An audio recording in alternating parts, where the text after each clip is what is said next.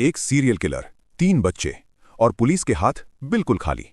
लेकिन जो चीज इस पूरे केस को सुलझाने वाली थी वो थी एक चॉकलेट का रैपर। हाँ, वही रैपर जिसे कोई भी उठाकर आगे बढ़ जाता, जिसे आप भी शायद इग्नोर कर देते। लेकिन इस रैपर पर एक ऐसा राज छिपा था जो साइंस की किताबों में भी बहुत कम लोगों ने पढ़ा होगा, और जिसने एक ऐसे कातिल को पकड़वाया जो 10 साल से खून करता आ रहा था और हर बार बच निकलता था। पूरी कहानी सुनिए, क्योंकि जो ट्विस्ट आने वाली है वो आपने कभी सोची भी नहीं होगी। कहानी शुरू होती है केरला के त्रिवेंद्रम शहर से। शहर में डर था। एक सीरियल किलर खुलेआम घूम रहा था और उसका निशाना थे मासूम बच्चे। एक नहीं, दो नहीं, एक के बाद एक 3 बच्चे। अगवा, हत्या। पुलिस की जांच चल रही थी, लेकिन हाथ खाली थे और हर गुजरता दिन शहर को और ज्यादा दहशत में ढकेल रहा था। अब कातिल का तरीका देखिए, वो बेहद ठंडा था, कैलकुलेटेड था। हर पीड़ित के शरीर पर एक ही जैसा घाव, पेट के निचले हिस्से में ठीक 42 mm का जख्म। ये पैटर्न एक ही बात चीख कर कह रहा था, इन सभी हत्याओं के पीछे सिर्फ एक ही दिमाग है। जांच में 2 अलग अलग रास्ते थे। एक तरफ थी एसीपी रितिका, पारंपरिक पुलिस इन्वेस्टिगेशन, चश्मदीद, सामान्य कार्यवाही। दूसरी तरफ थे फोरेंसिक सलाहकार सैमुअल, जिनकी नजर थी उन छोटे छोटे भौतिक सुरागों पर जिन्हें कोई और नोटिस भी नहीं करता। और क्राइम सीन पर सुराग थे भी अजीब। पीड़ित के कपड़ों पर सफेद अजबेस्टस पाउडर, सीवेज के पानी की बूंदें, एक क्रॉस जैसा निशान। और शव मिला एक 5 फुट की दीवार के पास, लेकिन ऐसा बिल्कुल नहीं लग रहा था जैसे उसे दीवार के ऊपर से फेंका गया हो।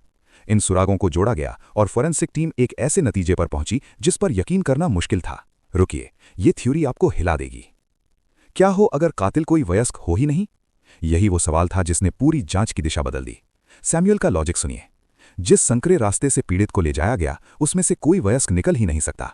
वो 5 फुट की दीवार पर शव को न फेंक पाना, यह भी किसी छोटे कद और कम ताकत वाले इंसान की तरफ इशारा करता है।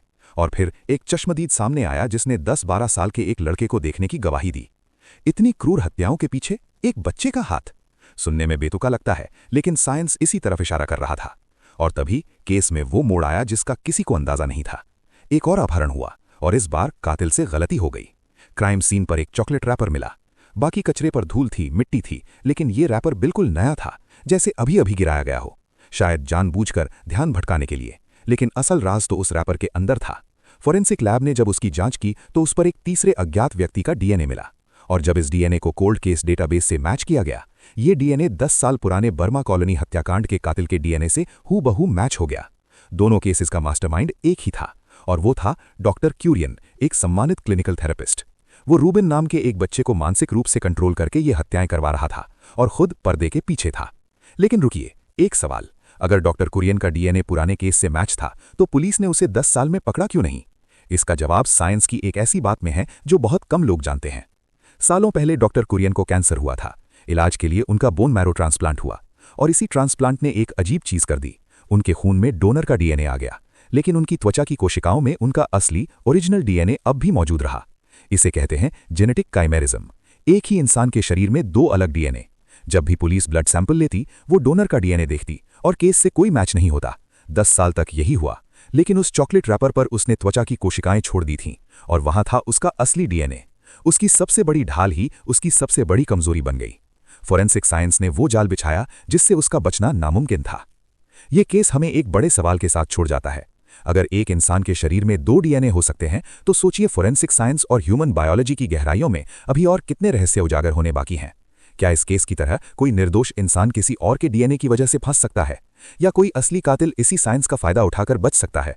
अगर आपको ये केस इंटरेस्टिंग लगा तो चैनल को सब्सक्राइब जरूर करें, क्योंकि यहाँ हर वीडियो एक ऐसी सच्चाई लेकर आती है जो आपको सोचने पर मजबूर कर दे।